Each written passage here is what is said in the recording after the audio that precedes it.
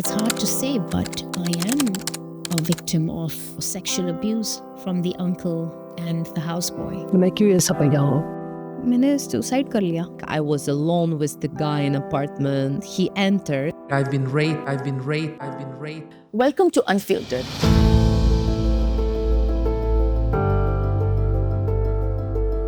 The stories we were told not to tell. Seeing this particular lady, every night she would come to my window and call me. I was diagnosed with the most shocking news of my life, that was the breast cancer.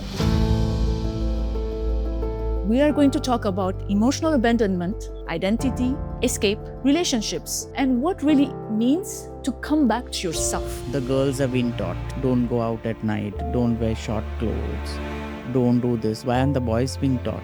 You're working, you're taking care of the kids, you have to be a great wife, you have to be great and successful, sexy woman. You're not just together holding each other sexually. We, as women, biologically wired to protect, to nourish, to nurture. We are meant to give life.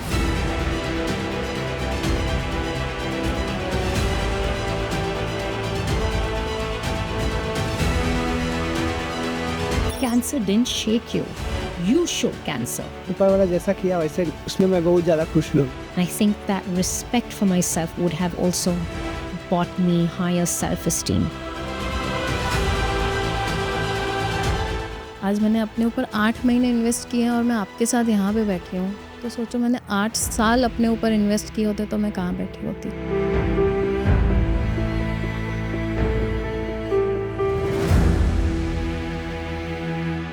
One of the situations like this has actually brought me where I've been raped. It was my closest friends. A new report from WHO estimates that 840 million women have faced violence at least once in their lifetime, including 263 million who have suffered sexual violence. I'm getting goosebumps. There was a period where I used to love my dad so much, and suddenly something changed. She has confessed herself that my dad and her, they have relationship. Looks, or I would get certain attitude from people that I'm not fully Kazakh and I'm mixed blood. People would be like bullying this, and so I start to feel some racism. I've tried drugs for the first time in my life. I remember nothing at all from that night for certain hours. My ex never came out on communication. I opened the phone and I found like 1 year of relationship. This person was completely living double life. He was going out with other women, talking with other women on Tinder and stuff. How is Ella today? Is Ella happy today?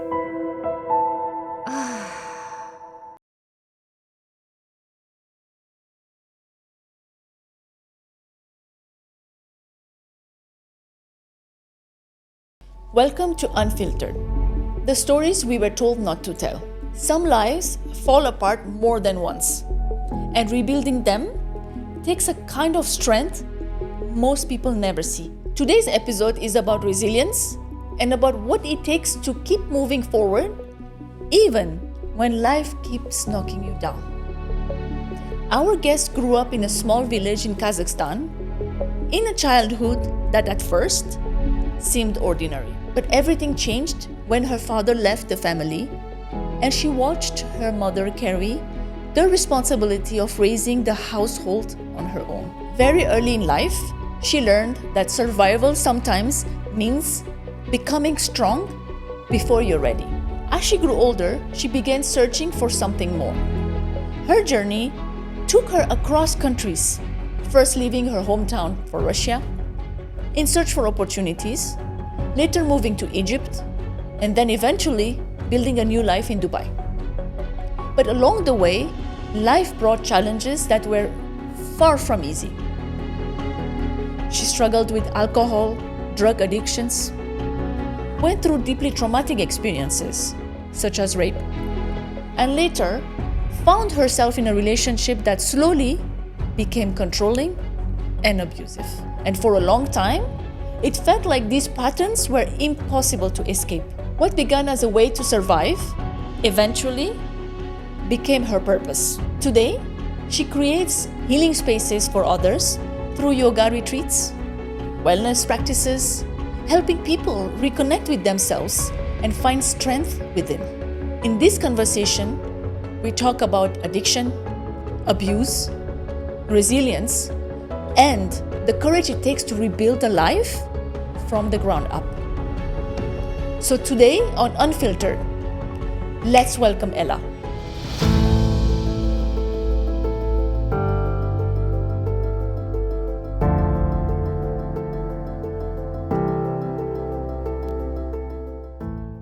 Thank you so much, Ella, for joining us today. Thank you for inviting.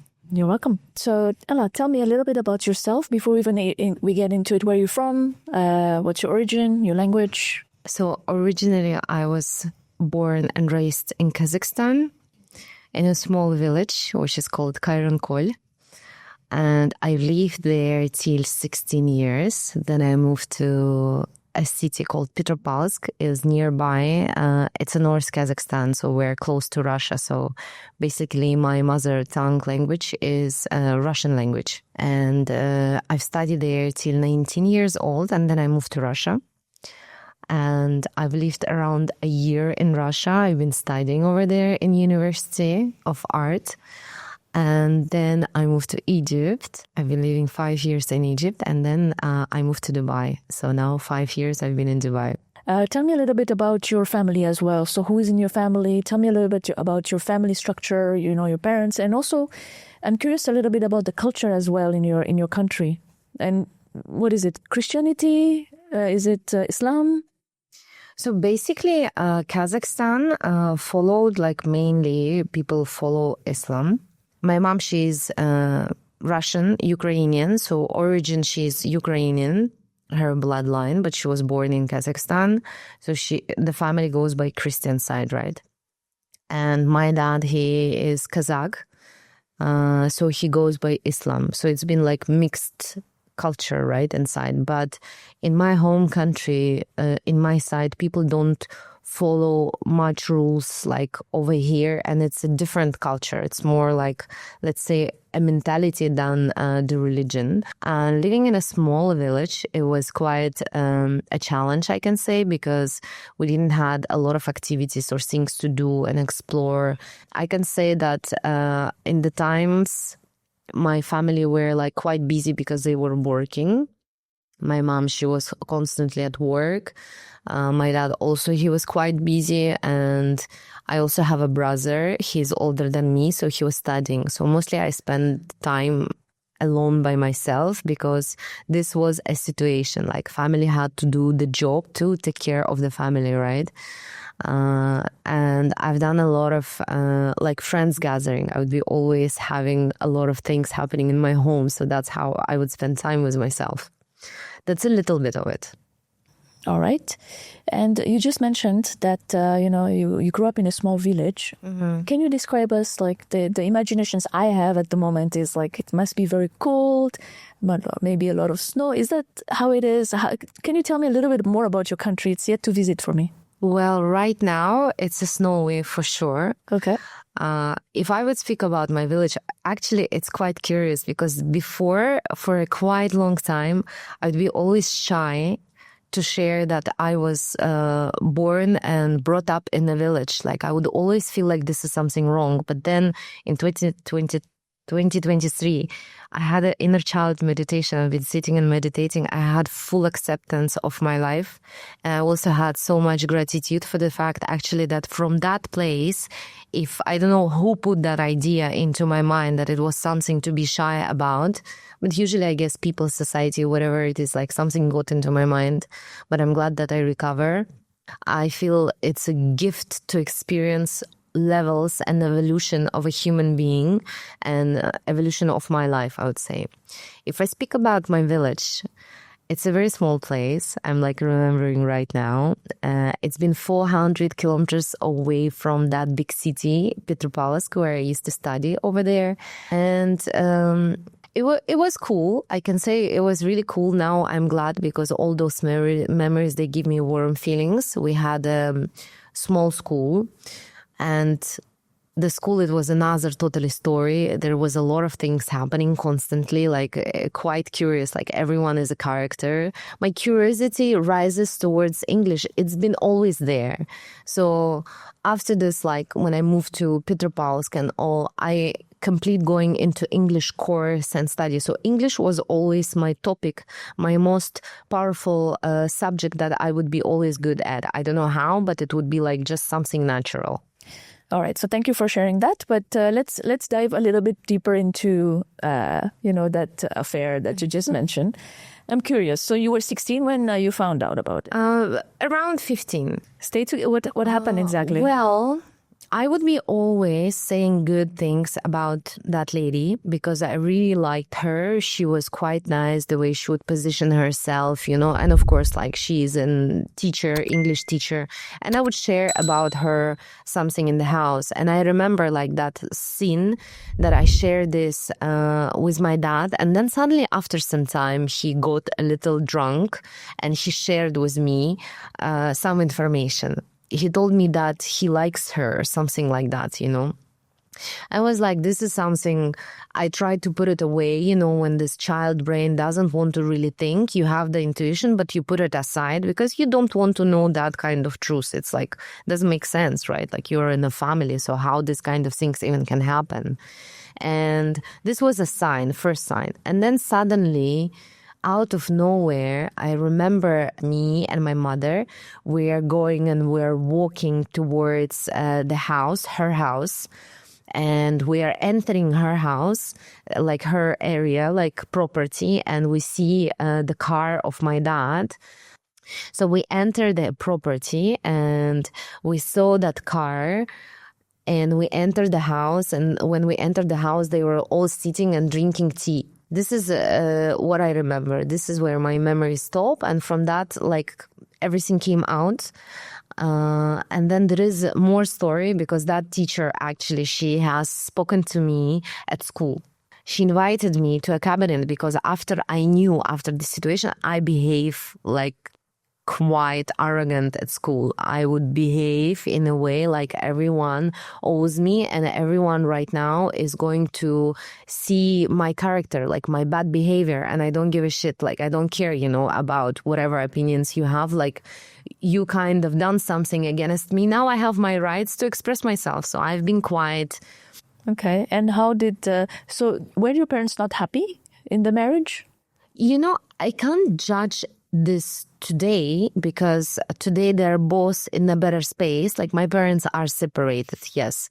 And of course it was quite stressful to go through a divorce of your parents, and it did affect me in many ways.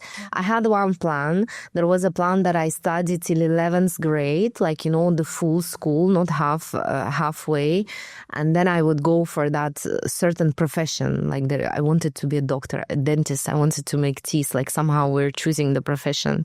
But then because of that situation happened, like I left school straight away after this period. Yeah, so it was ending, and then the decision was to move because it was too overwhelming to be in this surrounding, because like it's a small village, everyone knows each other, everyone knows the story. And coming back to the story, when she invited me, that lady, I had this anxious feelings inside, but I listened because I didn't want to let her see that this is somehow hurt me or hurt my family, to protect, let's say, dignity, or like to make sure that... So we had a conversation and she asked me a question, like, I want to talk to you about something, like as a grown-up, yeah?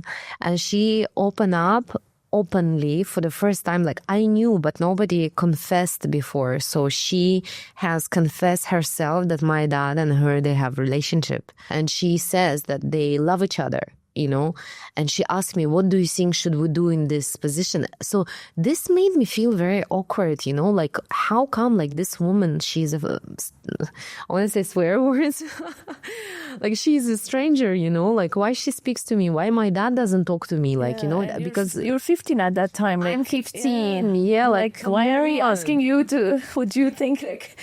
Yeah, but also it's not bad actually that this happened. It's not bad. It's a good thing because it's also showed me my strengths and my maturity at that time. So my response was, she asked me, so what do you think if me and your dad will be together and your dad will move in with me? And I told her, well, if you love each other, go ahead. So after some time, like let's say a week or something, my father, he moved out of the house and he went to live in her house. So they took your advice, basically. So let's say so. Somehow they maybe were checking on my opinion and things. And on that matter, when this was happening, of course, I got very distant from my dad because like he hurt my mother, he hurt me. And my mom, she's someone special, you know, like she's my mother. Somehow you want, you don't want. It's like a woman that gave me life. And yes, you are my father too. And you're both my family. Like I can't choose you or I can't choose her because we are together, right? This is like our unity. Everything becomes and begins from the family side. Yeah, of course. And my dad, he had some drinking problem before. And I remember that there was a period where I used to love my dad so much and suddenly something changed. When I go back to the memory, I remember I used to hide. And if you would ask any other person from ex-Soviet Union countries, like it's not something to say, to dramatize and to be sad about or to say, oh my God, poor you. No, it's constant. Every second family, they had problems that parents were having, like drinking problems. And this is how we grow up. We saw people and families drinking a lot because especially in the villages, you know, like that every single celebration drinking is there. And it's not like drinking one glass of wine or one shot of vodka. No, it's like, you know, constantly till the end, till the morning, till the last drop, till there is a fight, till there is a scandal, till there is a misunderstanding and there is singing and people like they eat and drink. And this is like what I was growing up and seeing. That's one of the reasons as well. For me, I used to have drinking problems. And then you had that problem too? Of course, I had it. Like the divorce of my parents affected me very badly, but also that brought me today where I'm at because I was looking for that safety for myself. I was looking for that healing for myself and I kind of found it. So actually, yeah, I have a quite interesting, challenging life. Let's dive into that alcohol situations. Yes. Actually, I'm curious. So there was that thing that my dad, he was having those problems with alcohol, you know, as well. And then somehow he recovered. And this is the phase when he moved out of the house. So it was difficult because my dad haven't communicated with me. So, you know, like I was left alone. We were left. Yes, he left. There was a lot of issues and stuff. Like he wasn't going in touch into communication. And this, like what I'm looking at backwards, I feel like people should learn to talk. Doesn't matter if it's uncomfortable conversation. You should go out there and communicate. Today, my relationship with my dad are beautiful. We talk. If I'm visiting my home country, we spend time together and there is love. Like I forgive. But there was a period of my life where I haven't talked to my dad like at all. He was like blocked everywhere because I was like, I don't want to talk to this person. So I had a lot of anger issues as well because of that. I had addictions because of that as well. Like it's quite difficult. So today I feel like if people want to go through a divorce, they should find a middle ground where you have to actually think about those little kids, little people who are growing up. That you decided to bring them into this world. Yes. Yes. Yes. I've been always seeking God because my heart was in pain through that situation. Like family got broken. And of course it affected me. First, I've been focusing on studies. Unfortunately, I did not go to study where I wanted to, but we had a tough decision to make. Like, you have to think about the money, what will give you more money and what would be the job that will provide you more a successful position or whatever. So I went and I studied like a cooker. I never wanted to, but first I focused on my studies. I really did the first and second year. I think I really was focusing on the studies, but also because the girl with who we used to hang out, she was like 5 years older than me, and I would be always constantly with the people who are older than me. Somehow, naturally, I've been more mature than my age. Always like that. So I would always be good with people who are older than me. And she was quite experienced, so she knew everything. She had a lot of things to, let's say, grown life. She tried everything. She smoked and drank and stuff. So she kind of bad influence, let's say, yeah. And not everyone knew that. You start to discover sometimes some things through that personal relationship. And then only after you're already in it, you understand it's not good for you. But it's too late because now you're close and now you're friends. And now you tasted it. So you tasted. Now you're together in it. So probably a lot of experiences I start to have with her, including also smoking cigarettes, drinking alcohol, going out, not just the side where I connect to God, but also other things, bad habits, they call them. And it was very bad because I'm not a friend with alcohol, like we're not friends. For me, drinking, I had just this experience from 2024 to 2025, 6 years. I haven't been drinking alcohol for 2 years. Like I decided I don't want to drink. With yoga, I start to drink less. Where are we? Because I feel like No, of course, we're going all around. But you were mentioning that, you got to meet this girl and she was showing you the Islam side of things, but also the alcohol. Yes. How bad was the alcohol for you? And what else in terms of addictions you went through, right? Because let's call it addiction. It was an addiction, right? Yeah, we had a very bad things, and then we went to one party. We're drunk. I remember, like we were also living together, and how living was like. This is how it happens. This is the life. Like you rent a space in someone's home, and you can live with someone. So we're living with one lady. Like she's in the age of a grandmother. She was a grown woman, right? And we were renting the living area, and me and her were sleeping in the sofa. There was only one sofa, and we've been, let's say, sharing the bed. We're sleeping in the bed. And it's been challenging to survive. And like my mom, she was doing so much job, especially after divorce, sending the money, working in a village, trying to take care of your daughter. Yeah, education. Again, the city is quite different. It's more expensive. School was not free? School was free, but education was... Yeah, of course, yes, you have to, yeah. So I was studying. Every month, I've been receiving the money from the college where I used to study because I had like some good grades and whatever. Oh, yeah, the scholarship. Something like that, yeah. Okay. And that's also one of the reasons I study well, because I wanted to have the money and support. But my mom, she was investing into me a lot because she's seen how their situation has affected me. So she tried to keep me busy. She tried to send me money for activities. I had like extra education. For example, I've been always very bad with physics and maths. Very bad. So I used to have tutors. And you pay all of them money. Yeah, it's everything you pay money. And I had this mind, like my mind when it comes to the numbers, I don't understand stuff. Like I cannot I'm very artistic. I'm very creative. I can create, I can give and share ideas. I can inspire people, and I've done all of this. But when it comes to the numbers, I can't. I sit and I'm like really a dumb, like it doesn't work. But it's fine. I accept myself the way I am.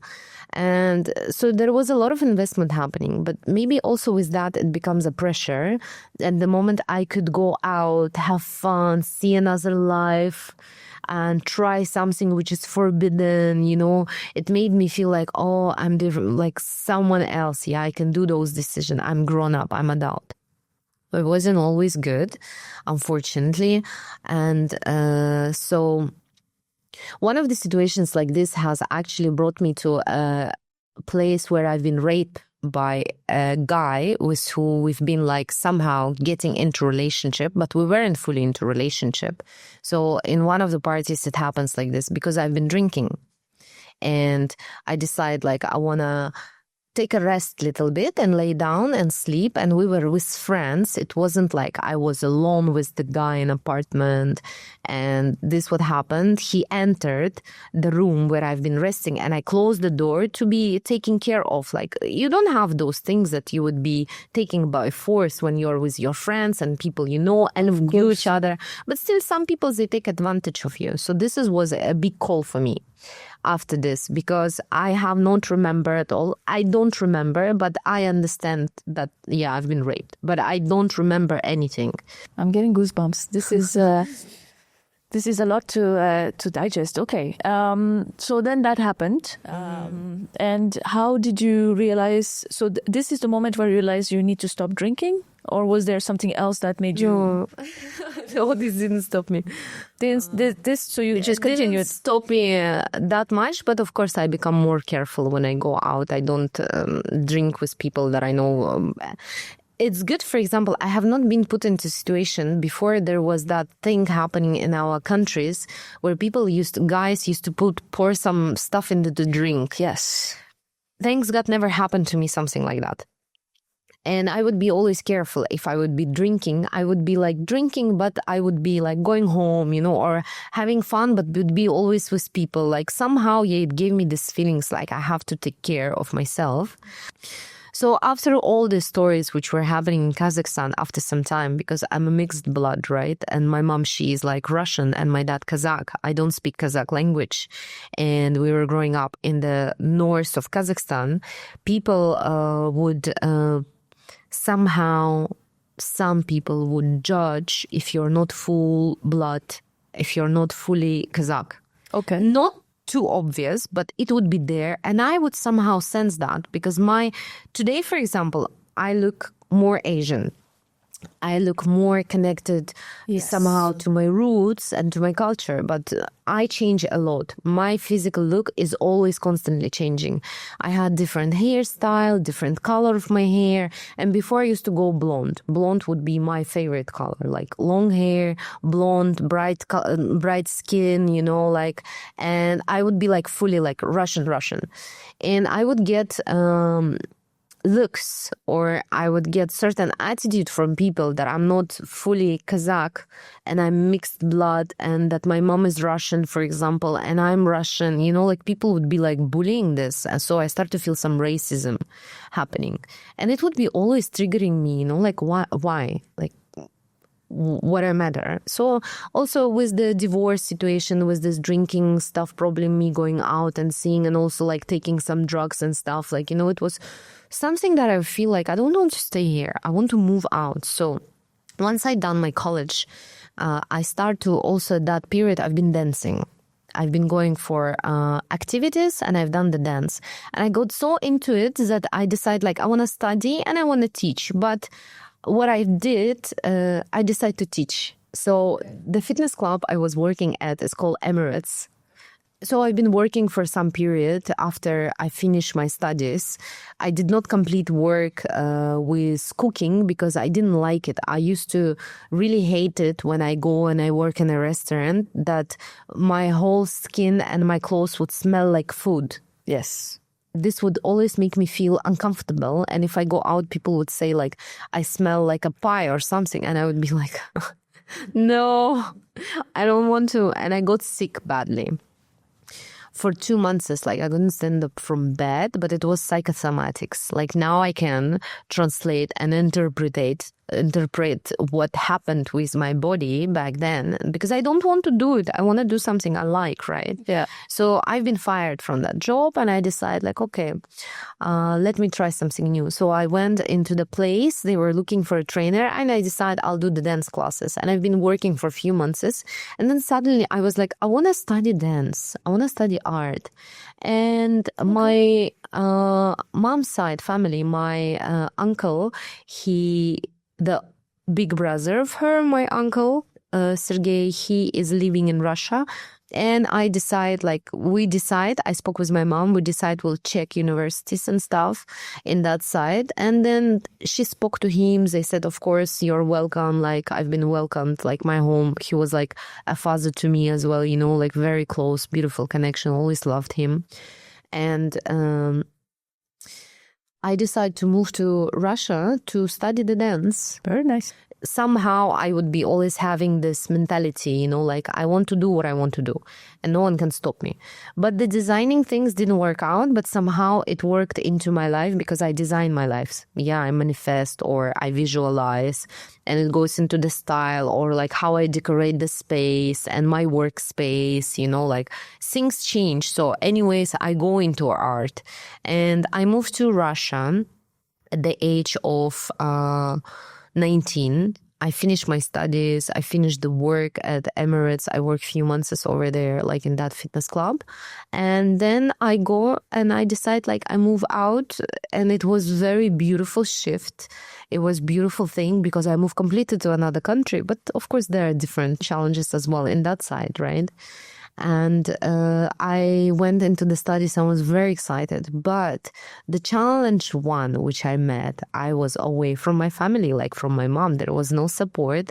And my uncle, they were living 1.5 hours away of that big city. So in that big city, in Czech Republic, which is Cheboksar, the city, I was alone. Yeah, there were some family, but we were never close. So I was all alone living with myself. And it's a challenge for a young age to overcome all situations you have to do. Okay. And how long did you stay in Russia? For 1 year. For 1 year. Yeah, this is where I got my overdose. Actually, where I got overdosed, and one of my friends, she kind of saved me at the party because I've tried drugs for the first time in my life, and suddenly it was like, oh wow, something nice, like how it changed your body and you feel happy. Do you remember what was the drug? It was ecstasy. Okay, so what is it about? Tell me, how does it make you feel, and does it change? And is it addictive? Well, for sure, because suddenly in a very short time, something happened, like I've been studying, right? I've been very creative, artistic. I've done ballet. I've been doing dance. We've been very creative.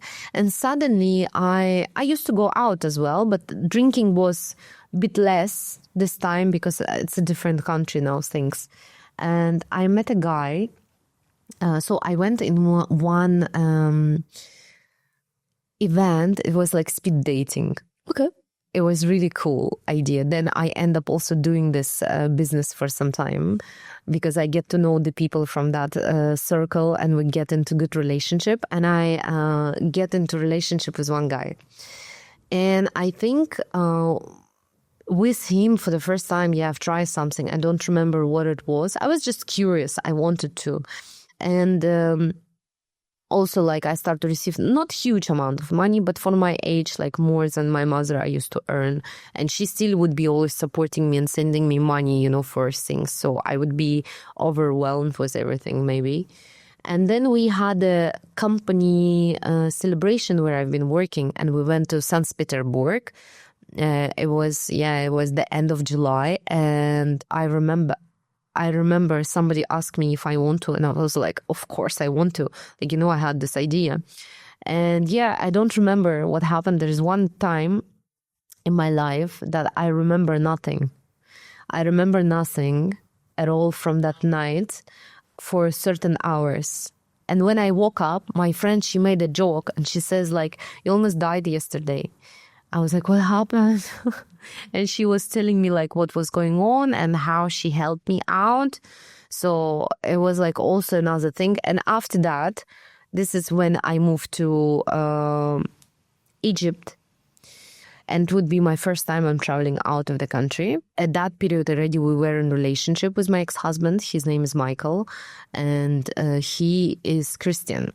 So I was just going to say the name sounds Christian, but yes, there's a minority Christian in Orthodox Egyptians. They are quite an interesting story, I have to say, very powerful. I start to learn again about God through a different language, through a different religion, and I was really curious. Was he religious?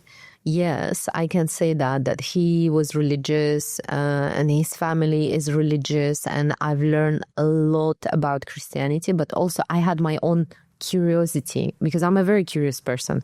I would go, if something get into my sight, I would go in it fully because I want to know. Like, I want to know, I want to understand, I want to see what is this about. And yeah, I get to know a lot about Christianity and the history and generally about, again, religion from another side, which is quite curious. What I've learned, because also now I went into Hinduism, right? I've done like kirtan, I've done chanting, I've done vipassana, I've done yoga teacher training, I've done sound healing. Like I go into this side. So through all those experiences, I can totally say that God is one, and it's all different languages for different people, for different energies, and just separated by people, but it's all the one. gist is the same. Don't do bad. The same those gods, things. Don't do something you don't want other people to do to you, right? As simple as that. Okay, so then how did you get out of jail, and how long after you married him? But also, how was your family in all this? Like, did they accept? I mean, it's all together. I know I haven't shared much of the things with my family because it's a different country, right? So how do you know? Like, I don't share things. I was like always in a position that I didn't want to involve anyone into my life. Yeah, but that's when you're dating. But when you're getting married, you have to involve your family, no? Well, marriage happens after quite a long time. So it was like something built up, right? I have... So what happened...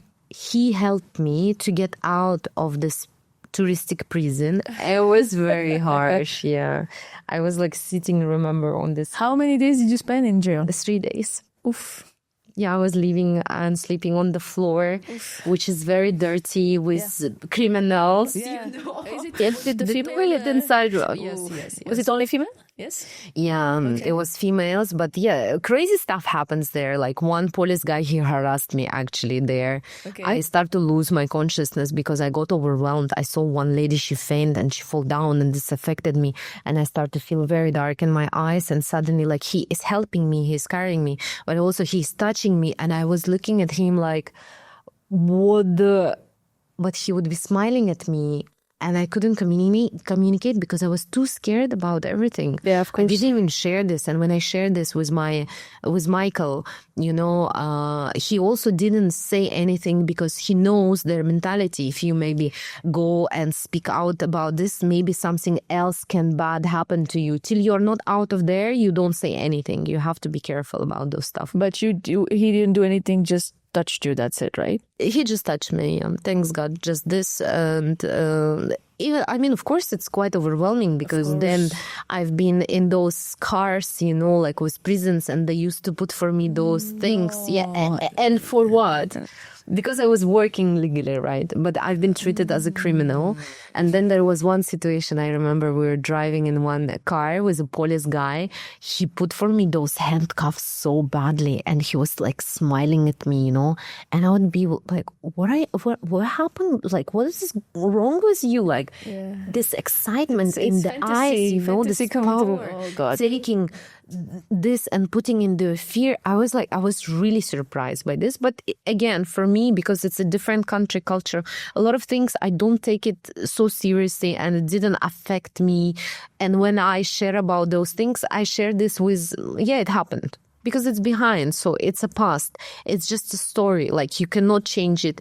You will not repeat it, but things can happen to anyone. So there were a thing that I was supposed to be maybe deported because of this situation, but I wasn't deported because Michael, through some of his connections, his family, somehow he find a way, and that's what made us very close and very serious. Of course. This is what made us, let's say, to be totally understanding that we're in love. And the savior. Yes. my savior, my prince, a romantic prince. Yeah, but he is charming, like as a personality, as a guy, like he's done a lot of good things for me, and our relationship were really beautiful in many ways. And he has saved me. Yes, like he gave me a support. He showed me that I can rely on him, right? I can feel safe beside him. After this, when he took me out of the prison, things were finalized and stuff, and my ticket was bought that I'm flying out. I flew out, and before this, we spent a few days together, and we had conversations and stuff. Like, I remember we were swimming in the sea, like, you know, it's again all romantic story, and we go into a restaurant, and you can see the blue waters of Red Sea, and it's like a date, and we're saying goodbyes, and then he takes me to the airport, and I'm flying out back to Russia. So I came there and I decided, like, I don't want to complete here. Like, I fell in love, you know, like I was into love. Yeah, it's down. Marked. Few of my friends who had a discussion with me, they told me, like, it's not a good idea. And also when I came to Russia, I stayed 1 month there. I met everyone with who I used to work, with the things that I used to do and stuff. And I look at the stuff. I go to the university. I took my documents. Okay. It was already, 2015. Yes, it was 2015. There was one airplane fell down, Russian airplane over Mountain of Moses, like not Mount of Moses. One aeroplane fell down in South Sinai area. Okay. So Russia has closed the air to Egypt. And lots of other countries has closed the air to Egypt generally. And there was one country, and I found that, and I was like, I'm traveling. I went to Belarus to travel to Egypt. So I came to Egypt, I came back, and this is where my story of life begins. Wow. So tell me more. So you were in touch with him? Yeah, we were in touch. We had few conversations. There are a few things happened. This was like a huge sign that back then, I don't know. I went out with my friends and my girls, and it happens. I found out that he was a quite jealous person. So he would be controlling, and he told me, like, I'm not allowed to go out. Like, and for me, like, what do you mean I'm not allowed to go out? I go out constantly. And this is when you were in Egypt? No, in Egypt, there was nothing like that. In Egypt, we were together, but there is a distance, you know. I'm in Russia, I'm with my friends, and we're talking online, and suddenly he doesn't go online. We're not in touch, and I'm calling him, like, how are you? Where are you? Yeah, I'm looking at the tickets and stuff. Like, I'm trying to figure it out. And also, the sign is, which was the sign, like, I bought my own tickets. I bought everything in my own money, you know. So it was something like where I should have paid the attention. Like, I'm putting so much effort into it. And also I've used all my savings that I was planning to use for the car, or I had like thoughts, what should I do? Yeah. And half of the things I already took for the vacation. And suddenly now, what's going on? I'm paying all my tickets, you know, and I'm paying all my travels to reach there. And this attitude I'm getting, you know, like, I'm not allowed to go out, and this shouldn't happen. And then he ignored me, like, he didn't come online. So this was supposed to be a first sign, but because I was young, in love. Yeah. I didn't know, I couldn't see. I don't regret, like, there is no regret for those relationships at all. It's experience, beautiful experience. My English and the way I speak is one of the things where he supported me a lot, and he helped me, and he practiced with me. And through him, I went into yoga. Through him, I learned how to swim, how to dive and free dive. And we used to have dogs together. We had a beautiful life. We traveled across Egypt. I've learned a lot about the culture, food, mentality, a lot of good things. But this was a sign. Like, if I would have certain maturity back then, for example, about relationship or understanding, like, I would pay attention that this shouldn't be this way. And if you think you behave this way and for you this is normal, we should have a conversation. But I've been like 10 years younger than him. 11 years we had a different gap. So I came back there, and what I did, I bought stay in hotel And I go into the hotel, and through the hotel he took me, and I never come back to this hotel. So I bought a tour package because this is only how you could get to Egypt. And the moment I arrive, he has taken me from the hotel and I moved to his place. We start living together directly. Oh, wow. Yes. Okay. Full on love, like no doubts, no questions, just no regrets, just go for it. Like I let it be. Yeah. And we start to live together and the lovely life begins. Like we went to the seaside, he was working, I was chilling, walking with the dog because he used to have a dog and a cat. So like I love animals. I have a now cat, I have a dog, I have a sea in front of me. Like I enjoy, I go out. And he was against the fact that I would be working because this situation happened. So you have to be careful, like because. So that was the reasoning. You have to be careful. An idea of taking care of you. But then again, now today I understand that it wasn't something like this and I shouldn't have fallen into this trap of like, oh, I have to be careful. Whatever it is, like then we need to find a space where they do work permit that I could work, for example. Course. It's a not to take away your experience, but it's a way to manipulate and control. Yes. Under the care. Yes. Okay. And it's not like a relationship were bad. There were ups and downs, but it wasn't like I was perfect. There's a lot of things also I found out about myself, but we always had a problem of, jealousy.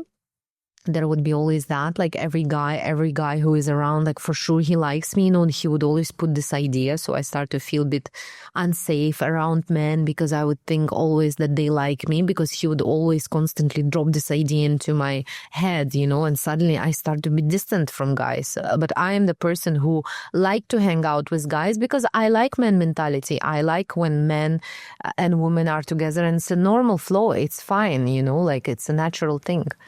After some time, we lived together, and after a period of time, we were going and walking and doing something, and then we had a few discussions about doing something, and then he shared about yoga. That he has a friend who teaches yoga, and he told me like we can go, and I'm like, yeah, I want to go. I'm really excited. Like I'm curious, and we went to a yoga class. And I fell in love with the yoga class. I was like, oh, wow, I love it. But I didn't connect with his friend, with the teacher, because she gave me some comment, like about how I look like or how I was a little bit chubby. I start to get chubby because in Egypt, I start to eat a lot. The food there. Egyptian food is amazing. I love Egyptian food. It's carb heavy food. So especially if you don't eating, like in my case, I'm vegetarian. So. And or a dumpling, something like that. And I was like, weird, awkward. And then when we get out of the class, she say, guys, you should come more often, like to spend time together, like create interests. Something she gave. And I was like, I like the yoga, but I don't like her. Yeah. So I start to practice yoga by myself. Okay. But he is the one who actually built that bridge towards the yoga, where I fully went into this journey. And I started to go onto YouTube and do videos through YouTube. Like I started to practice yoga through YouTube. I memorize the practice. And then in the next morning, because this period he wasn't working, we go to the seaside. He was fishing and I was practicing yoga on the sunset. And then we spend time on the beach, we swim, we just chill around. Like we did a lot of good things. Like we had good times in many ways. We had some fights, but after the fights, we would get very closer and our relationship would be very hot. Like everyone would be always giving us compliments, how we look good together, how we are both hot. Like it would be always good, positive things. And also he was really good at covering up because when it goes outside, he would be always the perfect guy.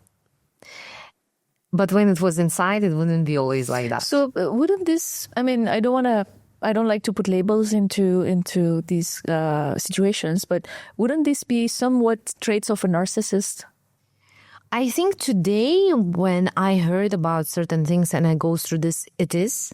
Okay. because also in certain time, in certain period, as we had certain fights and stuff happening, like he would be quite emotionally abusive. Like there would be, controlling, a lot of controlling and speaking this way. It would be too hard, but he would be always trying to make it up. It was very difficult for him to speak. It would be very difficult for him to have conversations. He would close off. He would cover himself inside and he wouldn't go into communication.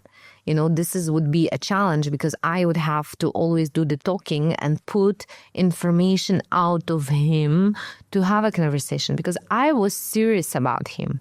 But after some times, I was like, maybe he is not capable of serious relationship, because once we start to move from Hurghada, we had to move to Cairo because then he got another job opportunity in another place. So we had to move out. His family said, guys, if you want to live together in our home family in Cairo, you have to get married. And I wasn't against this. I was fully in, but he was having some doubts. He had some stuff. He didn't want to do it. Now I know. And also I understand somehow maybe why. A lot of questions towards that because I was so family oriented that period, but I was not living my life. I was living some perfect idea after me having problems with alcohol, with drugs, with going out, with all this stuff. And suddenly I met a guy and now we're family forever in my perfect world. Yeah, but it wasn't like that. And we start talking again. By the way, you never lost him. Just to tell you, that's just a pure form of manipulation. He would have regardless come around. This is how it works. There is something about that guy, if he closed the door, he never goes back to the side. Because when we broke up here in Dubai, I had some thoughts for example, to come back and stuff because I loved him. It was a very difficult decision to leave the relationship and it was my initiative after the moment we moved here. Yeah. But he never make any step, to come back to relationship or something. The moment I decide that it is a no-go. But that's because you decided, and that hurts his ego. But if he leaves the door open without telling you what's happening and basically ghosts you for 2 weeks, he's coming back. That's what I've read the books about it. This is a form of manipulation. Yes. This for sure pure manipulation. Somehow we get in touch and I go back to Egypt and again, love and butterfly and everything is great and amazing. And we stayed, which year it was? Yeah, I don't remember. Suddenly, I started to try to memorize some things. I do remember some I don't. So I remember periods when I came back and after some time, we moved to Cairo and this is where the conversations start to happen about the marriage. And actually we've done all the papers and stuff and we signed. We never had a wedding, but we have signed officially the papers because also it would have helped us with the visa situation.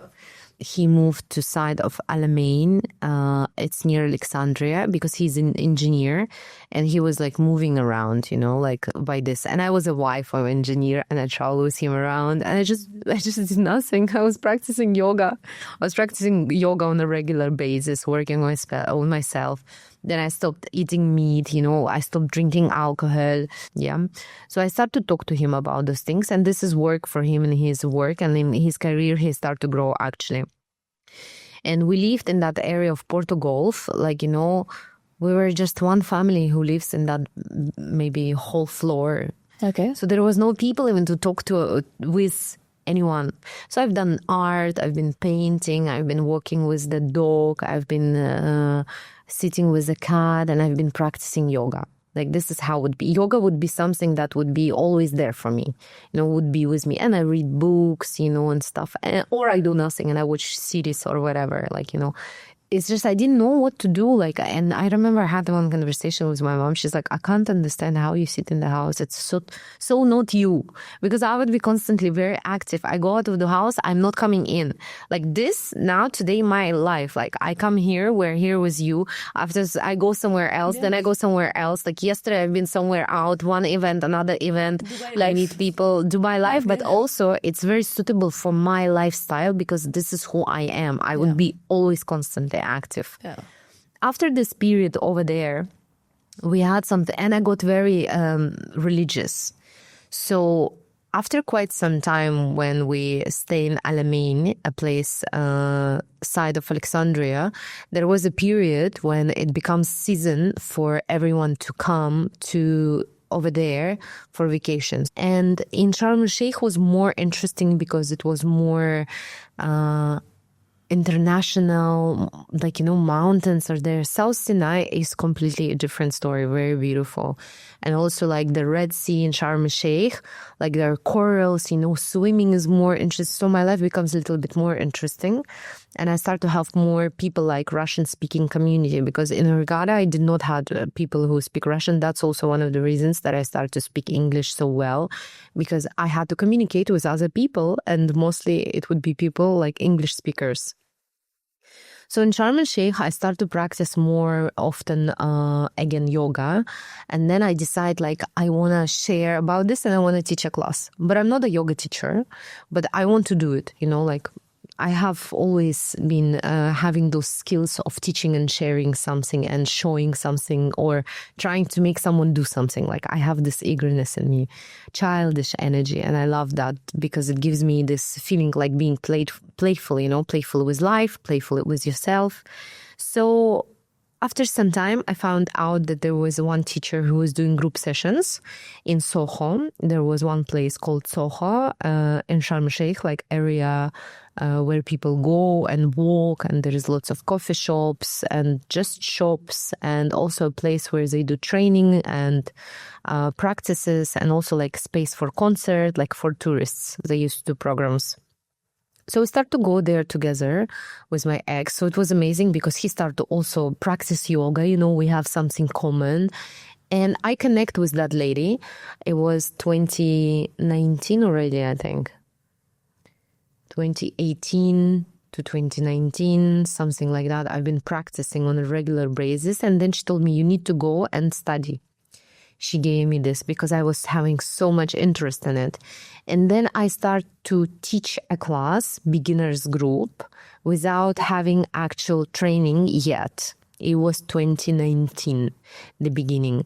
And that year, we went to celebrate some time of Christmas with family of my ex-husband. And it happened like his dad passed away.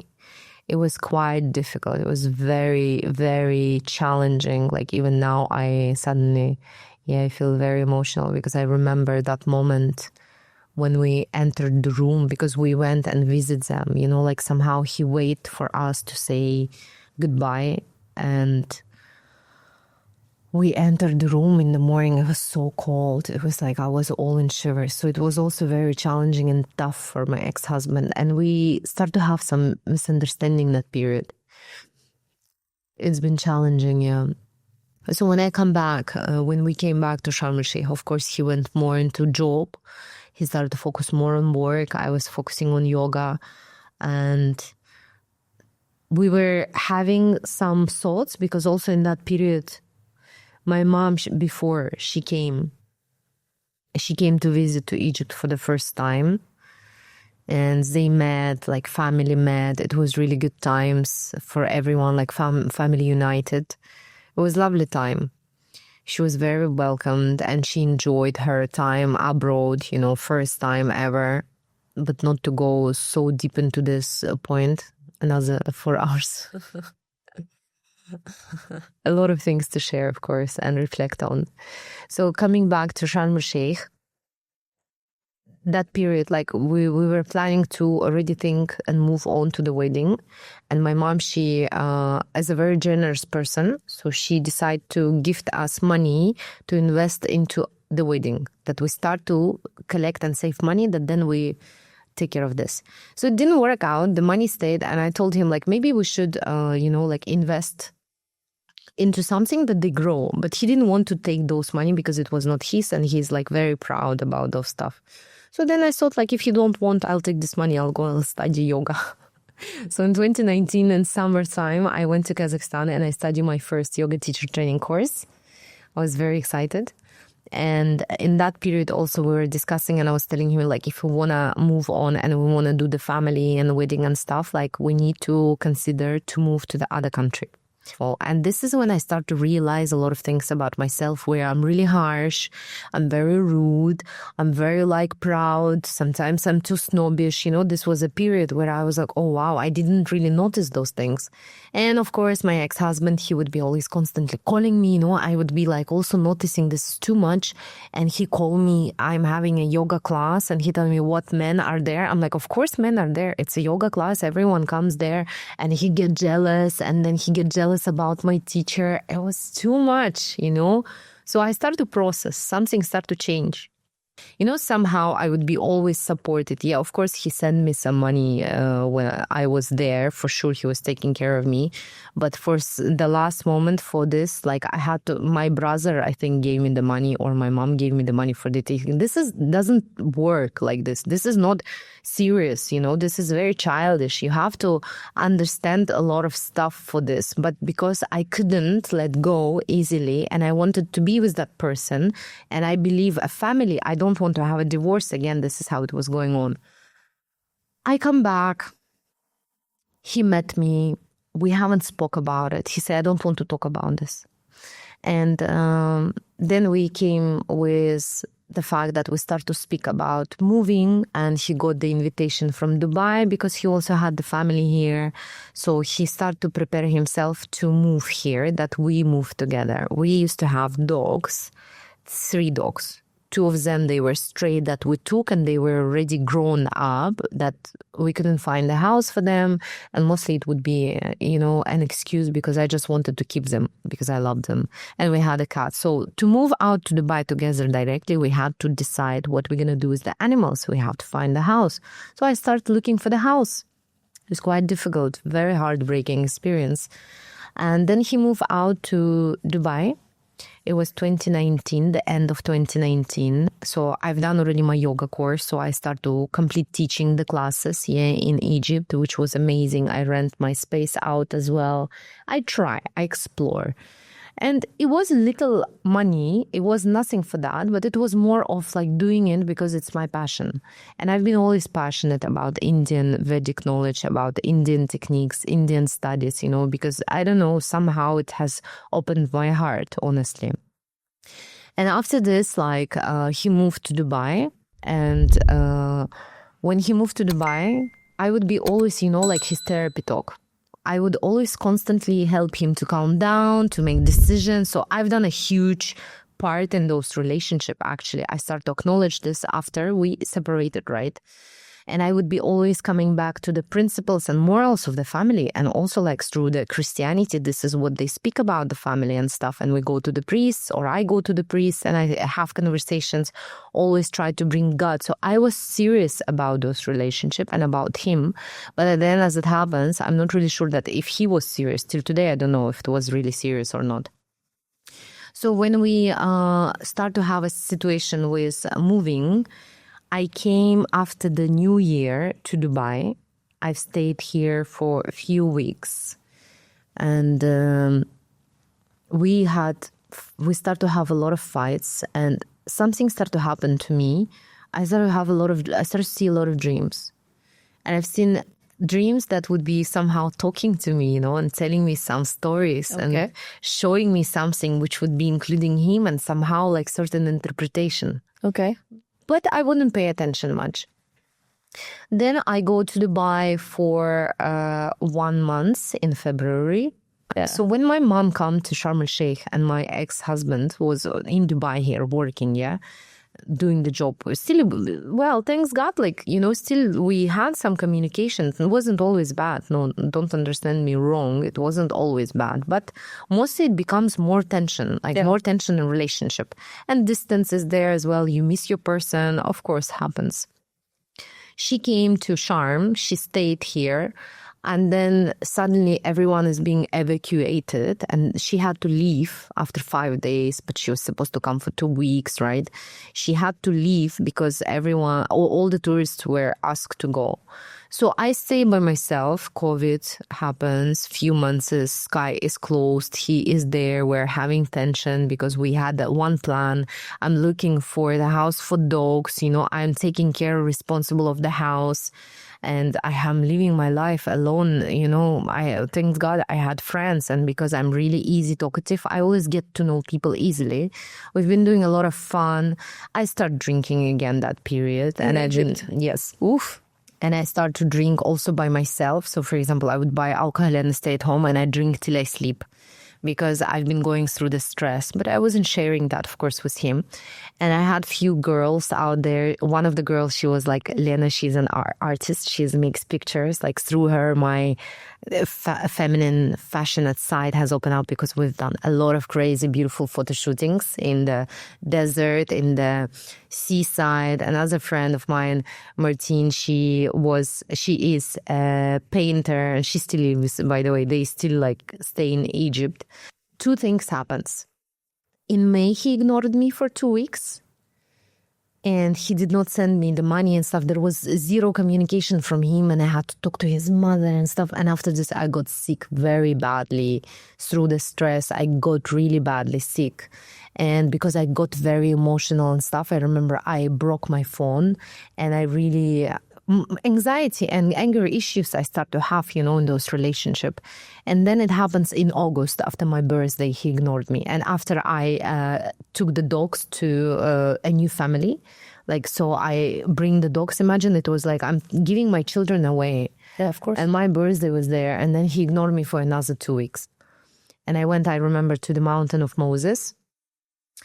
And it was all the way up. We're going somehow my first, maybe such a beautiful, powerful, spiritual experience, with something divinely.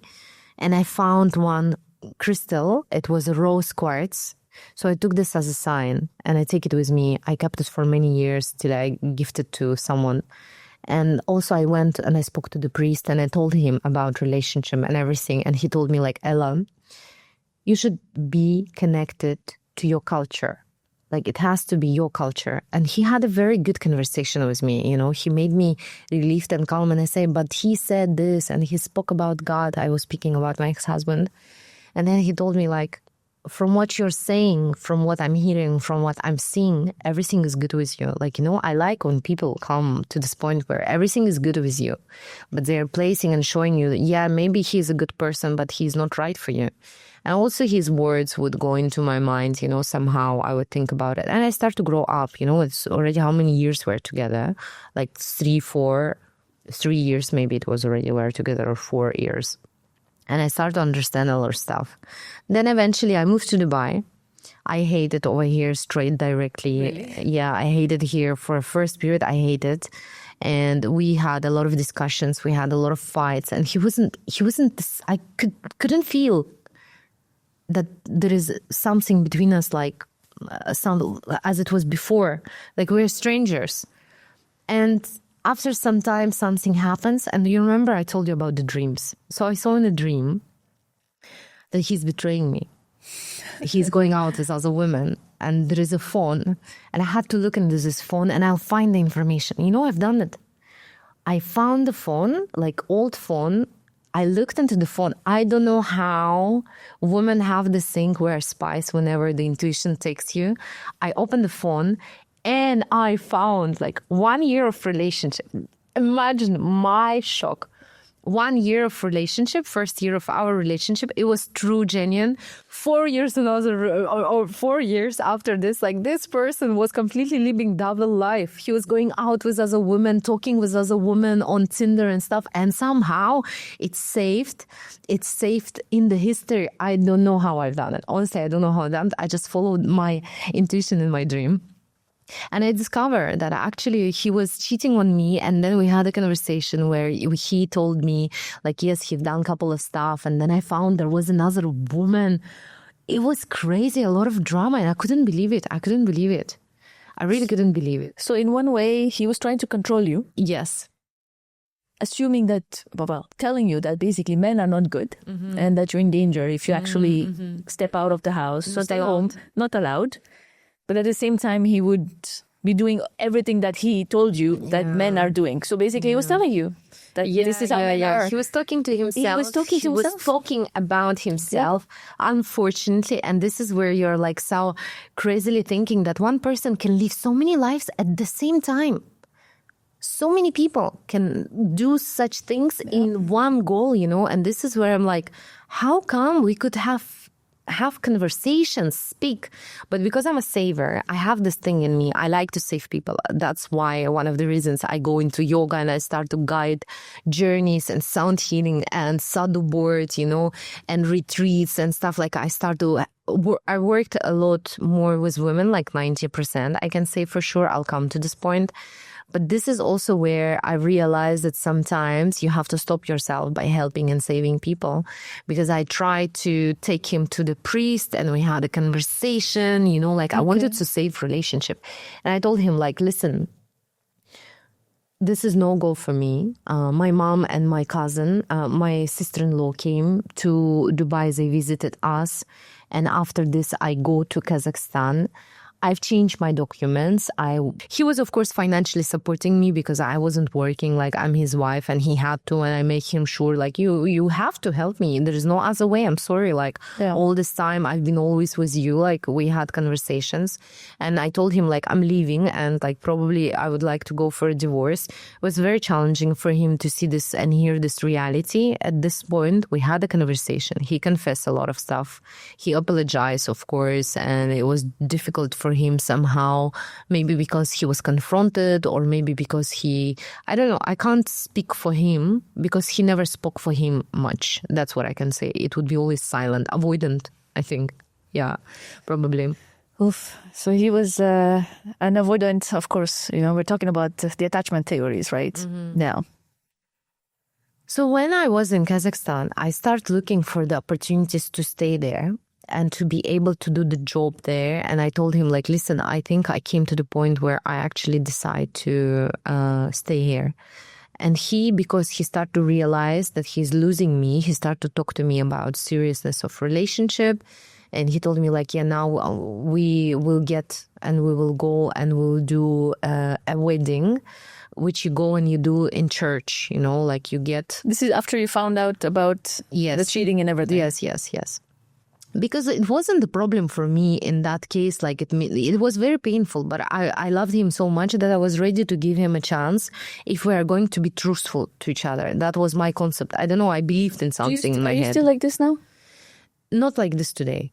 Not like this. It was something exceptional. Maybe like, I believe it was a really karmic relationship. You know, today it's completely different. Today in relationship, I put myself first. And today in relationship, I speak from everything from the beginning. And I make sure that the person knows who is in front of him. And mostly like if I see the guys are not being able to deal, I'm like just straight away, I have no feelings. Like I don't know. I've learned through experience maybe. Somehow something has changed. And today... I'm healthy. I'm also in my healthy mindset. But of course, sometimes you get into different stuff. But I keep positive ideas, you know, about life. So tell me, you know, I want to understand a little bit your yoga phase and what you do. Actually, there's this board here. I would like to get into that. But before I go into this, a lot of women go through the similar situations, right? Whether they know that, you know, their husbands or their partner are abusive or they're cheating or avoidance, as you just mentioned, and they're not able to communicate well. A lot of those burden falls into women, right? Because they are the ones suffering. And what is it that you can, you know, give me a few things that we can share with people who are listening who might be in similar situations. Like, what is it that they can do? Of course, you chose spirituality, but it's not the case for everyone, especially if you're Muslim, you're Christians, you believe in certain religions, or you're not maybe open to spirituality. What else can they do to get out of this? And should they get out of it? Yeah, it's a good point. This is where actually how things happen for me, that I start to work with women and I would go through yoga and through the boards first, because this is something has changed my life. This session, this is for the hands. What is this exactly? This is saddle board. Okay. Boards, nail boards for the hands. If you want, you can try. You can place your hands, both hands, and see how it works with acupuncture. So this is the instrument that changed my life. This is for the hands. I have one for the feet. Yeah, like, so I went for it. Painful, actually. Very. Okay. And this is where actually my life has changed when I stood on the board, and it was in Kazakhstan in 2021. I've done the session, and the end of January, I remember, like 25, maybe like the end of January, let's say so. Okay. And it taught me the core, the core about strengths, myself. And I came into a lot of realizations of how actually important to find that balance within you. Okay. So this session, but standing by feet, has changed my life completely. So you stand on these boards? I was practicing. So this is how I start practicing, and I start to share my information on Instagram, and I start to share with people. And I was so curious. Again, I'm very passionate about life. I'm very passionate about so many things. And I like to, I'm ready to speak about it and to do it for you just because I want you to experience it, because things will change. Yeah. And this works with intention. So I worked with it. I practiced it. And then a lot of knowledge started to come and download somehow through my body. So I pay attention that if you are in this position and things are happening like this, it's an experience. First of all, we have to take off little less attention to that fact that it's a pain and this is abuse and this is so bad, because this doesn't help us to get out of the darkness. You only soak yourself deeper into that darkness. What you have to do, of course, we have to give it time, for sure. Writing, journaling, trying everything. It doesn't have to be completely spirituality. Sports, yoga, cycling, swimming, activities, bodily activities, like physical activities, helps a lot to stay in touch in the body and not to get overwhelmed with emotions.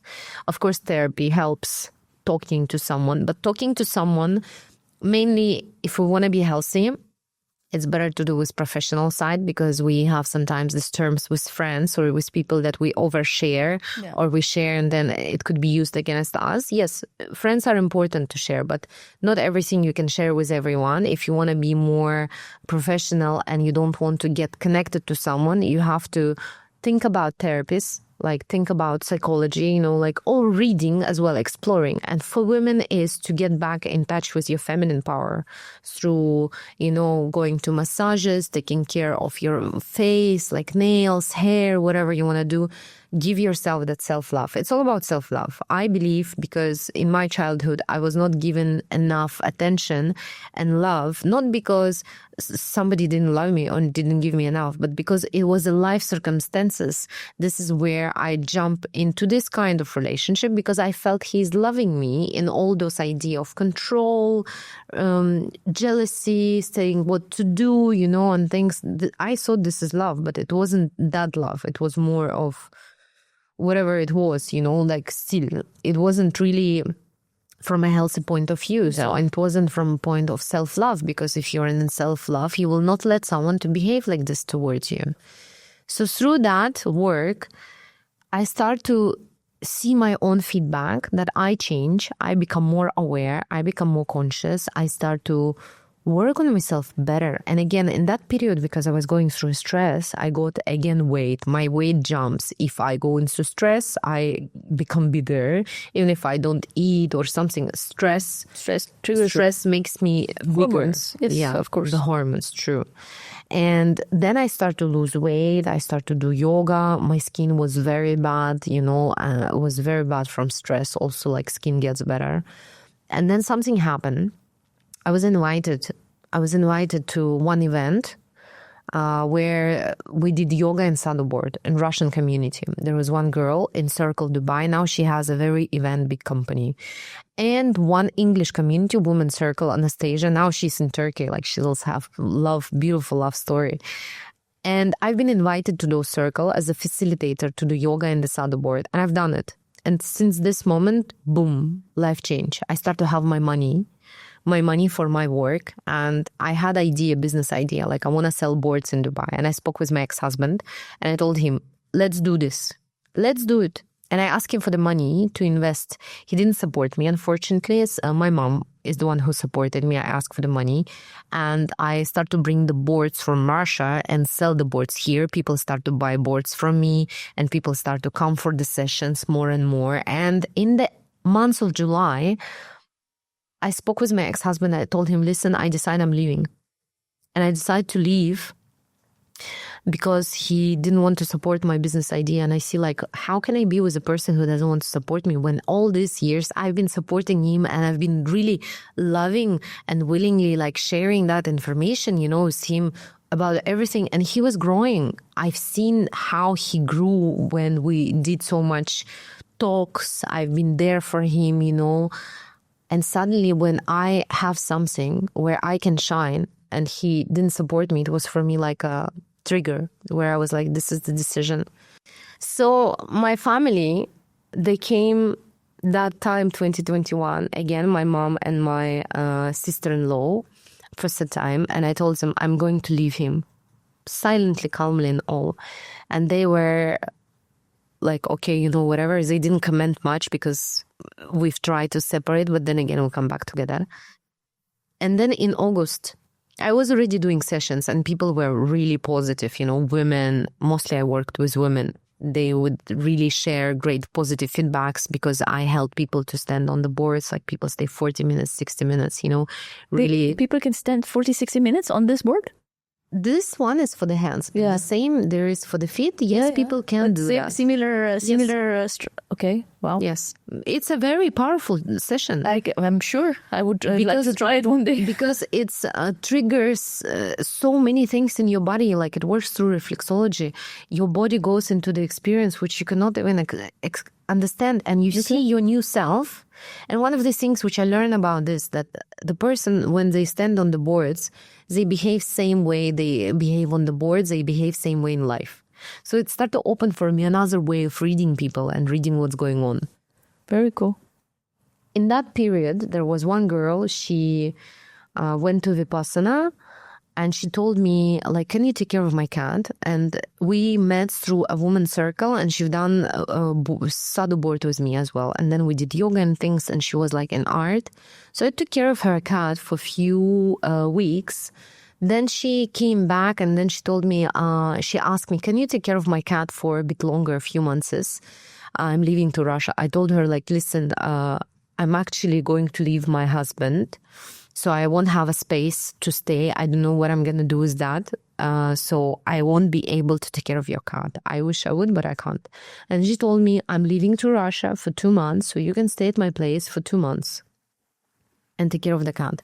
The moment I heard this, the moment I see that, and the moment I start to get a little bit of money, I said, I'm leaving. So I collect my stuff. I collect myself. I collect my bags. And I left. Everything just happens so naturally, beautifully. Like you needed help and you found someone. Dubai was very helpful to me in many Dubai ways. is like this, and I'm not saying this because I live here now, but people are so welcoming. Mm-hmm. People are just, you know, there to help if you need it. This is not something I've seen it before in Europe or Canada. People are too busy doing stuff, right? Chores. They're busy in their lives. They don't have time for other people, which here I find it's a bit different, but very beautiful. Dubai is a very magical place. Yes. If you have a right mindset, if you have the right things, it really, your life unfolds in the way it should be. And for me, I had to come to Dubai. The mission of my ex-husband was to bring me here. This is for sure, because the way this city has opened me up for myself and for the people around, because there's so many people has came to my sessions. Yeah. The boards, I've done festivals, I've done like a lot of circles in the desert. We've done a lot of women's circles, you know, with the fire, with the practices, with the chant, with the meditation. This is how I start to see my purpose, because I started to hear a lot of stories from women when they come for private sessions, what things happens to them and how they are being treated. And I would be always saying, look at yourself. You're the most important universe in this world, because I start to believe in this and I start to live with it. This is what worked for me, because I start to see love in helping in saving, in showing and sharing. And it started to change me in a good way for me and my relationship with myself and with people around. And slowly, I start to see a big progress, because I have a purpose. I'm going through good things and it helps me to cope up with situation. And then after some time, my ex never came out on communication. In 2022, before the yes, it's going to be very magical, very mysterious story. Before Christmas, Orthodox Christmas, 7th Jan, I'm going in the Meretz Mall, and I was with a friend of mine with who we already worked on Women's Circle project. Already in this period, like I've done Vipassana, I went into Kirtan, I've done sound healing course, I'm already, 4 months, I'm already like, we are separated. I'm seeing him in Meretz Mall holding a hand with a woman and walking, and we're still married officially. And I was still hoping that we'll get back into a relationship because I still believed, I was like, wow. I was so shocked. I wasn't angry at him. I was angry at myself. So I didn't move out. I was like, why? What am I waiting for? And it was very difficult to have this divorce. He didn't want to divorce. And I had to do a few things to make sure that divorce happens. And then officially, finally, in 2022, in end of November, I think, November, we finally go through official divorce, which is unfortunately, he did not show himself from the best side, but I'm going to leave that to his karma and for judgment, of whatever life, how judge, like it's something that he will have to respond for, not my thing to judge. I think that's really good point, because I think when we date people, when we meet new people, you're looking at the bling stuff, right? How does the person look? How what do they make? How they are presenting themselves. But I don't think that's that important. Respect, communication. I think those are key that we should be looking for. But unfortunately, it comes secondary often. I think a lot has changed for people generally in relationship. And of course, I believe always in a bright side. And because I believe things for me, they're coming this way, positive. But after this separation, for example, you know how I celebrate this separation? I've been already doing very successful job in that first year, in that half months, 6 months and stuff. Like I've been already making my own money, good money. I've never worked before and I didn't even know like this is possible. And Dubai gave me an opportunity to do the things that I love, and people are paying, and people are not just paying, they're also telling me, thank you. You changed my life. You changed the perspective and something changed in my life. Thank you. This is... Money is the bonus, but this, when you see that people are really grateful to you because something changed in their life and they're feeling better, this is like, I feel like I'm really been working a lot on my karma. Yeah. And karma maybe of my generation or something, but I've been doing really a great thing, and I feel blessed by being on this journey, because I feel now that it was some shot of a lot of gifts that Dubai gave me through this, because to be able to do this job as well, you do need to have certain guts. And somehow I just do it very easily, flowy, and because I believe in it, because I've seen how it changed me. And now, so when we got separated and we officially got divorced, I celebrated in a way that I decided we do a retreat to another country. I was just going to ask you that, because you mentioned retreat also earlier. How are your retreats? Where do you do them? And is it successful? Like, I've done a few, but not with you. Are they successful? So right now, with all those things, thank you so much for asking, first of all. With all of those things today, I combine everything, and I want people to connect with nature, because I start to be more connected to nature, because in 2024, I've done quite an interesting travels. I went to Kazakhstan for 1.5 months. I stayed in winter. Then I came back to Dubai. Then I traveled to Nepal. I've seen my first cremation, it was burning. It was really, really beautiful. Goosebumps and like something. It was in Shiva temple in Kathmandu. And then I went back to Dubai, and then I went to India for 3 months. And it was quite an amazing journey. It was very powerful. We've done cities as first we went to Vrindavan, the place where Krishna was born and he spent his childhood, right?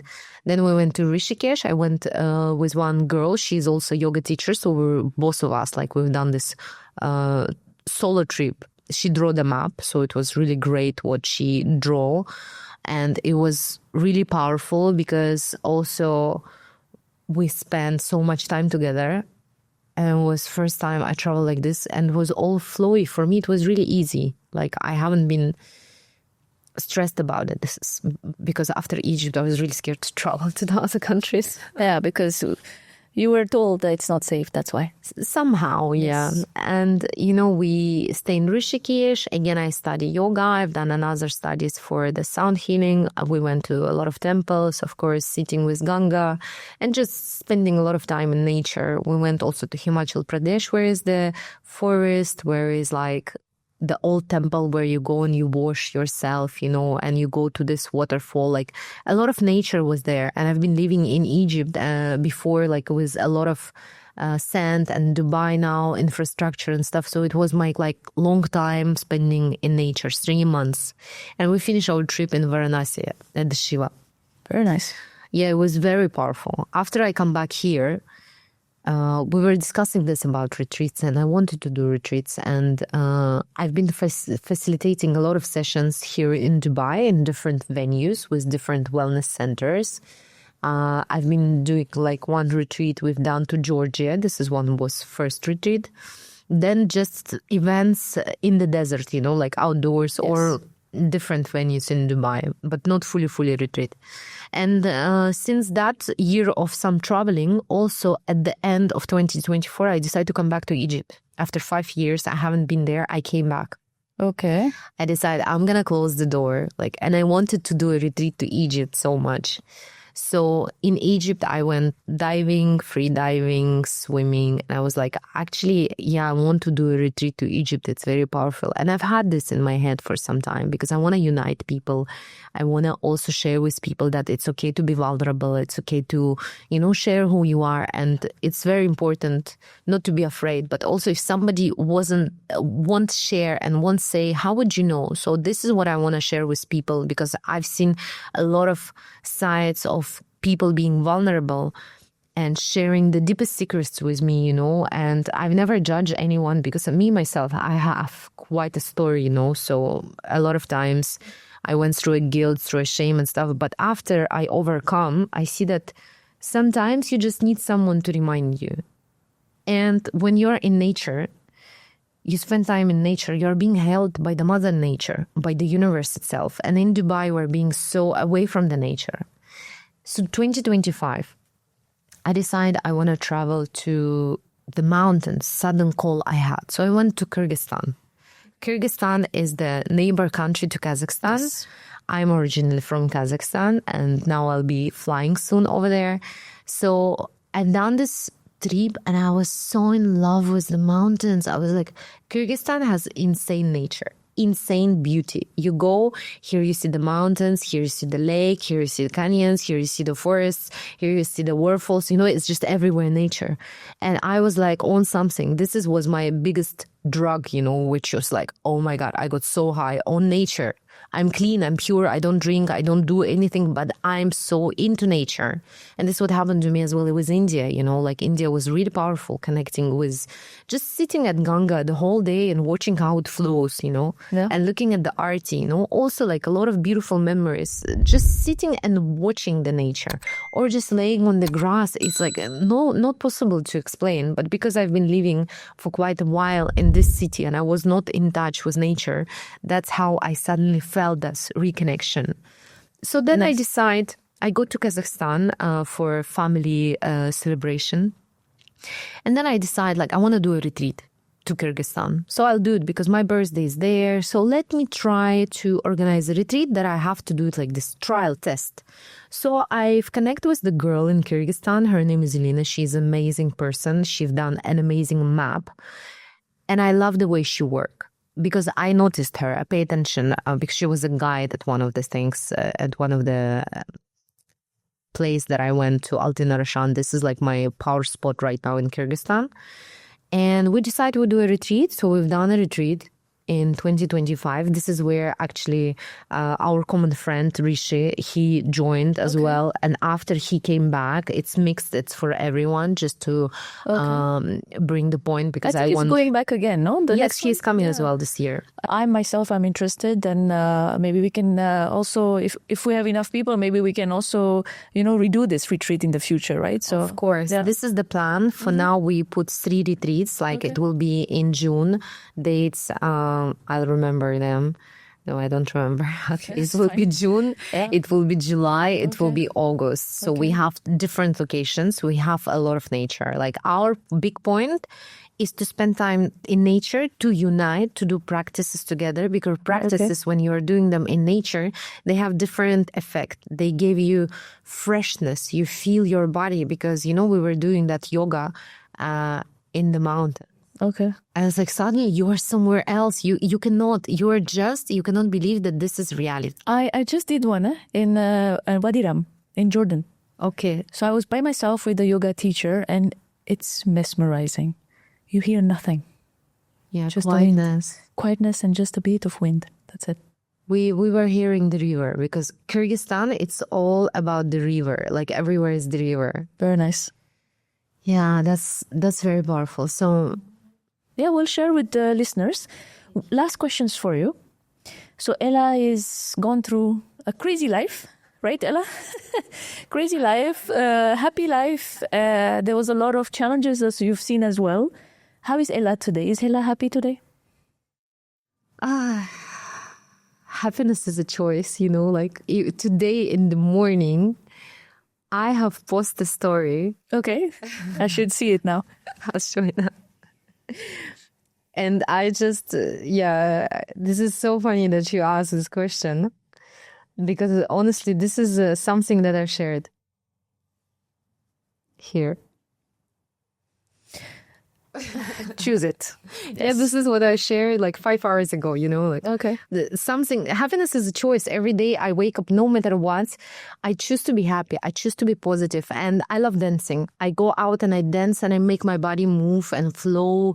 And whenever I go out, I always smile to people, with my eyes, with my face, because I want to see happy faces. I feel like these days, a lot of people going into some dark places, which no need, Yeah. But to get out of there, you're supposed to do a lot of work on yourself. Of course. I am happy.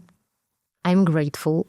I'm also very excited for a lot of things to come. It's not like I'm always in a bright mood. Of course, I have my downs. Of course, I do. But then I let it be. And then I come back, because this is who I am. And I know, I want to be in this energy. And this is what I want to share with people, that actually it is a choice. It's your choice. Maybe sometimes you don't feel it, but then the moment you're really happy, you're really enjoying, you're really in a moment, and it is possible. It takes some time. Even today in practice of yoga, 10 years of my life I have dedicated to the practice and constantly coming back. There is still lots of asanas to work on. There is lots of techniques of breath work to work on. Ujjayi, for example, the pranayama, how you breathe. Every time you have to constantly work on it. Yeah. And it's a work. Yes, you have to do some work to come to a happy space. But it's for sure a choice. It's a guidance. It's a direction.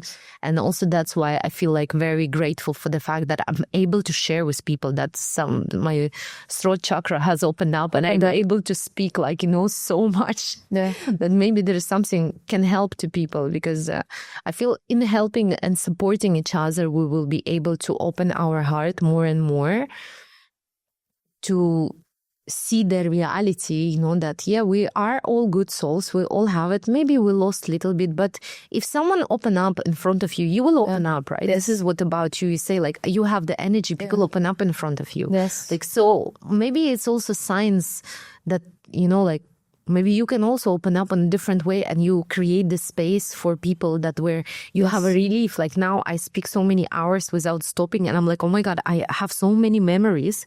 That's one of the things, by the way, of this practice. Yep. Since I started to practice the sadhu board, my memory becomes so clear. Is it? Yeah. Because I know when we go to trauma, you lose memory a lot. So this could be then a way. I would like to try it one day, actually, with you. Let's do it in Kurdistan. Yes, maybe exactly. Yes, why not? Why not? Well, thank you so much, Ella, for your story. I mean, you took really the time to share every little details, which is not easy, and also it takes you back to that space. Wow. But really, thank you for sharing, especially people that are listening, women that are in the same position as you were maybe at some point. If they're going through this, it can provide them a bit of comfort that they're not alone, right, in this journey. Yes, this is something I have to say over there. Choose you, and just when you look into the mirror, look into your eyes and make that connection with yourself, and always remind yourself that here I am for myself, and always forgive, always accept yourself. There is that one Ho'oponopono meditation I will share. When you look into your own eyes or you close your eyes, you say, I am very sorry. Please forgive me. I love you. Thank you. And use this as a mantra. This conversation left me thinking a lot about resilience. Ella's story is one of those journeys where life keeps throwing challenges at you, addiction, trauma, difficult relationship, and yet, somehow, you still find a way to keep moving forward.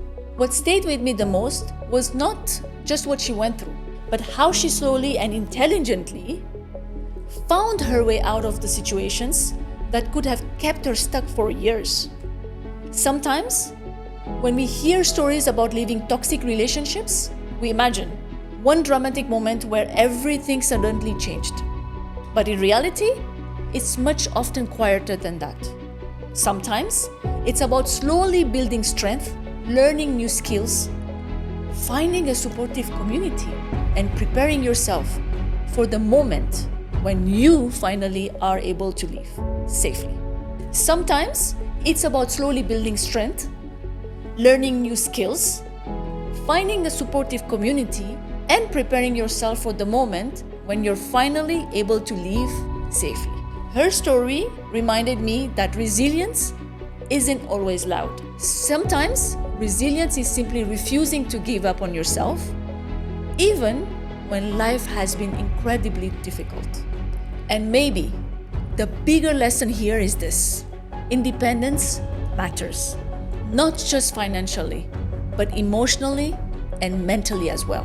Because when you have that independence, you have the power to choose a different path. And I would love to know what stayed with you from this conversation. You can share your thoughts in the comments or send me a DM. And I'll see you next Wednesday with another episode of Unfiltered.